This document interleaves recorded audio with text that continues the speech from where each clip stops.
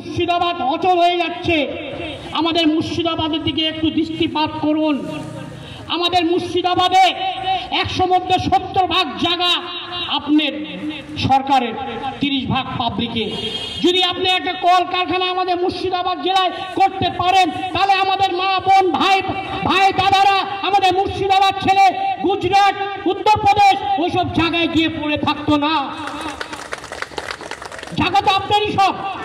100 বিঘার মধ্যে 70 ভাগ বিঘা সরকারের জায়গা, স্টেটের জায়গা, দেবত্রীর জায়গা, খাসের জায়গা, সবই তো আপনার।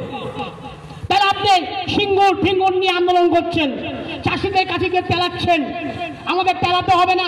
আপনার জায়গায় যদি আপনি করেন, তাহলে মুর্শিদাবাদ যে পিছিয়ে পড়া শহর, আমার মা বোনেরা কিছু করে খেতে পারবে। এটাই আপনার কাছে বার্তা। এই যে আমাদের আজিমগঞ্জ ব্রিজ নিয়ে কত কিছু হলো।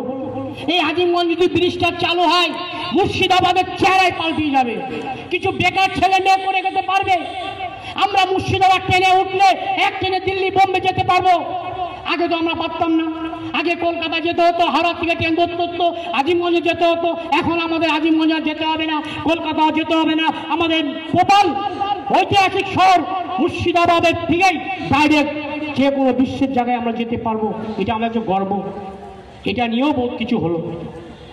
তাই আমি বলবো, প্রত্যেকটা রাজনৈতিক দলকে বলবো যে আপনারা মানুষের ভোটে নিয়ে জায়গায় বসেন, মানুষের দিকে একটু দৃষ্টিপাত করুন। তাহলে আপনি ভোটে কোনো পয়সা কড়ি লাগবে না। গরিবরা আপনাকে এমনি ভোট দিবে। মানুষের কাজ করুন, মানুষের পাশে থাকুন। এটাই হচ্ছে আপনার উপরওয়ালার আশীর্বাদ। আল্লাহ ভগবান তো কেউ দেখেনি, মানুষের মধ্যে তো আল্লাহ ভগবান গড। তাই আমি জোর গলা বলতে চাই, আমাদের চিফ মিনিস্টার, প্রিয় আমাদের দিদি, আমাদের মুখ্যমন্ত্রী দিদিকে মুর্শিদাবাদ জেলা থেকে বার্তা দিতে চাই। দিদি, আমাদের মুর্শিদাবাদ ঐতিহাসিক শহর, পিছিয়ে পড়া শহর।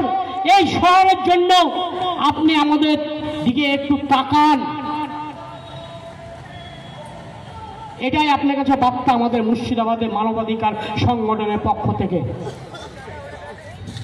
সকলকে মানবাধিকার সংগঠনের পক্ষ থেকে, নাকুরতলা ব্যবসাগণকে এবং পথ চলতি মানুষকে এবং তোপখানা, কাটরা, নাকুরতলা সব জনগণকে এবং মানবাধিকার কর্মীবৃন্দুদের এবং রাজনৈতিক দলের কর্মীবৃন্দুদের সকলকে আন্তরিক অভিনন্দন, ভালোবাসা জানিয়ে আমার বক্তব্য আমি এখানেই শেষ করছি।